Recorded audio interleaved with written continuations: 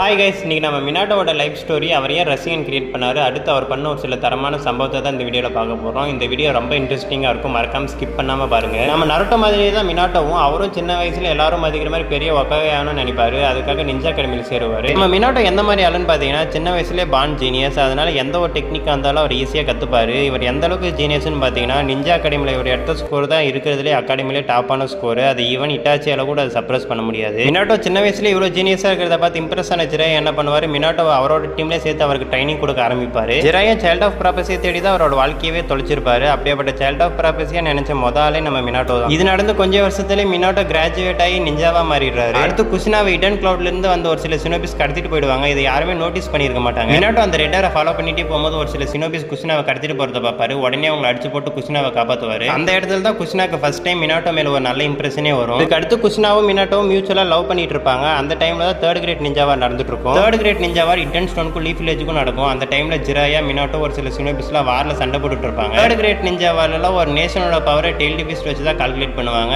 எந்த நேஷன் கிட்ட அதிக டெய்ல் பீஸ்ட் இருக்கோ அவங்க தான் பவர்ஃபுல்லான நாடா இருப்பாங்க. இடன் ஸ்டோன் கிட்ட 2 டெய்ல் பீஸ்ட் இருக்கும். 2 டெய்ல் பீஸ்மே ஒரே டைம்ல டெய்ல் பீஸ் பாம்பை லான்ச் பண்ணுவோம். அப்ப அங்கிருந்து சினோபிஸ்லாம் என்ன பண்றதுன்னு தெரியாம முடிச்சிட்டு இருப்பாங்க. அப்ப மினாட்டோ தான் டெலிபோர்டேஷன் மூலமா அவங்க எல்லாருமே காப்பாத்துவாங்க. அந்த டெய்ல் பீஸ் பாம்பை பார்த்து இம்ப்ரெஸ் ஆன மினாட்டோ என்ன பண்றாரு, அதே மாதிரி சக்கரை கம்ப்ரஸ் பண்ணி ரசிகனை கிரியேட் பண்றாரு. இந்த ரசிகனை கிரியேட் பண்றது ஒன்றும் சாதாரண காரியம் இல்லை. இதை கிரியேட் பண்ண அவருக்கு 3 வருஷம் டைம் எடுத்திருக்கும். இவர் ஏன் ரசிகன் கிரியேட் பண்ணியிருப்பான்னு பார்த்தீங்கன்னா, தேர்ட் கிரேட் நிஞ்சாவார ஜுஞ்சுரிக்கிஸ் வச்சு தான் சண்டை போடுவாங்க. குஷினா ஒரு ஜுஞ்சுரிக்கின்றனால எப்போ வேணா வார் கூப்பிடுவாங்க. இதனால அவங்க அடிபட்டுமோன்னு பயந்து தான் மினாட்டோ ரசிகனை கிரியேட் பண்ணியிருப்பாரு. உங்களுக்குலாம் இன்னொரு ஃபேக்ட் சொல்லணும்னா, ரசிகன்னு பேர் வச்சதே குஷினா. இதுக்கு அடுத்து தான் அவங்க 2 பேருமே அஃபிஷியலா மேரேஜ் ஆகுறாங்க. இதுக்கு அடுத்து மினாட்டோ நிஞ்சா மிஷனுக்கும் டீம் 7க்கு லீடராகவும் மாறாரு. டீம் 7ல யார் இருக்கான்னு பார்த்தீங்கன்னா, ரின்னு, ஒபிட்டோ, கக்காசி. இதுக்கு அடுத்து இவங்க 3 பேருமே மினாட்டோ கீழே ட்ரைனிங் எடுப்பாங்க. அப்போ எல்லாருமே ஒரு மிஷனுக்காக வெளியில போவாங்க. அங்கே ஒபிட்டோ மேல கல் விழுந்து அவர் இறந்துருவாரு. இது நடந்து கொஞ்ச நாள்ல ரின்னு இறந்துருவாங்க. என்னதான் மினாட்டோ ஒரு பான் ஜீனியஸா இருந்தாலும் அவங்களோட ஸ்டூடெண்ட்ஸ் அவரால் காப்பாற்றிருக்க முடியாது. ஏன்னா அப்போ அவர் வேற ஒரு மிஷன்ல இருந்திருப்பாரு. இதுக்கு அடுத்து மினாட்டோ தேர்ட் கிரேட் நிஞ்சாவாரில் தரமா பெர்ஃபார்ம் பண்ணியிருப்பாரு. இதுக்கு அடுத்து ஒக்ககை நாமினேஷன் நடக்கும். என்னதான் ஒரச்சுமாருக்கு நிறைய பேர் சப்போர்ட் பண்ணாலும் தலைவன் தேர்ட் கிரேட் நிஞ்சாவாரில் பண்ண சம்பவத்தால் மினாட்டோவுக்கு தான் ஒக்ககை போஸ்டிங் கொடுப்பானுங்க. இவர் ஒக்ககை ஆனதுமே கக்காசி அன்பு பிளாக் ஆப்ஸ்ல சேர்த்துப்பாரு மினாட்டோ. இவர் அன்பு பிளாக் ஆப்ஸ்ல சேர்ந்து மொதல் மிஷனே குஷினாவை பார்த்துக்கிறது தான். ஏன்னா குஷினா அப்போ பிரெக்னெண்டா இருப்பாங்க. அடுத்து குஷினாவோட டெலிவரிக்காக குஷினாவை வில்லேஜ்ல இருந்து வெளியே கூட்டிட்டு போவாங்க. ஏன்னா டெலிவரி அப்போ 9 டெயில்ஸோட சீல் வீக்கா இருக்கும். எப்போ வேணா 9 டெயில்ஸ் அதை உடச்சிட்டு வெளியே வந்து லீஃப் வில்லேஜை டேமேஜ் பண்ணிவிடும். அதனால பிரிகாஷனுக்காக லீஃப் வில்லேஜ்லேருந்து வெளியே கூட்டிட்டு போவாங்க. இதுக்கு அடுத்து நருட்டோ பிறந்துருவான். நருட்டோ பிறந்து கொஞ்ச நேரத்தில் வெளியே காவலுக்கு இருந்த அன்பு பிளாக் ஆப்ஸ் எல்லாருமே கொண்டுட்டு ஒபிட்டோ உள்ள வருவான். உள்ள வந்து ஒபிட்டோ பேப்பர் பாம் மூலியமா நருட்டோவை கொல்ல பார்ப்பான். உடனே மினாட்டோ எஃப்டிஜி மூலியமா அதை தடுத்துருவான். இந்த டைம்ல ஒபிட்டோ 9 டெயில்ஸை எக்ஸ்ட்ராக்ட் பண்ணி லீஃப் வில்லேஜுக்குள்ள இறக்கி விட்டுருவான். லீஃப் வில்லேஜுக்குள்ள 9 டெயில்ஸ் எல்லாத்தையும் அடிச்சு நொறுக்கிட்டு இருக்கும். இதை பார்த்து அங்கிருந்து சினோபிஸ்லாம் 9 டெயில்ஸை கண்ட்ரோல் பண்ண ட்ரை பண்ணுவாங்க. ஆனா யாராலுமே 9 டெயில்ஸை கண்ட்ரோல் பண்ணவே முடியாது. அப்போ மினாட்டோ மறுபடியும் எஃப்டிஜி யூஸ் பண்ணி குஷினாவை காப்பாற்றுவான். இதுக்கு அடுத்து மினாட்டோ அவனோட ஒக்ககை கோட்டை போட்டு ஒரு என்ட்ரி கொடுப்பான் பாருங்க. நருட்டோஸ்ல ஒன் ஆஃப் த தரமான என்ட்ரி நம்ம அதை சொல்லலாம். குஷினாவை காப்பாத்திட்டு டைரக்டா மினாட்டோ ஒபிட்டோ கிட்ட சண்டைக்கு போவான். ஒபிட்டோட ஃபர்ஸ்ட் அட்டெம்ப்ட்ல அவனோட பவர்ஸ் அனலைசிஸ் பண்ணி அவனுக்கு ஒரு ரசிகனை போட்டு அனுப்பி விட்டுருவாரு. அடுத்து மினாட்டோ எஃப்டிஜி மூலமா டெலிபோர்ட் ஆகி லீஃப் வில்லேஜுக்கு வருவான். அப்போ 9 டெயில்ஸ் டெயில் பீஸ் பம்மை லான்ச் பண்ணுவோம். மினாட்டோ அவனோட எஃப்டிஜி மூலமா அந்த டெயில் பீஸ் பம்மை டெலிபோர்ட் பண்ணி விட்டுருவான் காட்டுக்குள்ள. இது நடந்து கொஞ்ச நேரத்தில் மினாட்டோ அவனோட எஃப்டிஜி மூலமா அங்கிருந்து 9 டெயில்ஸை இவரோட சேர்த்து மொத்தமா டெலிபோர்ட் பண்ணி கொண்டு போயிடுவான். இதை பார்த்துட்டு அங்கிருந்து சினோபிஸ் எல்லாம் ஷாக் ஆயிடுவானுங்க.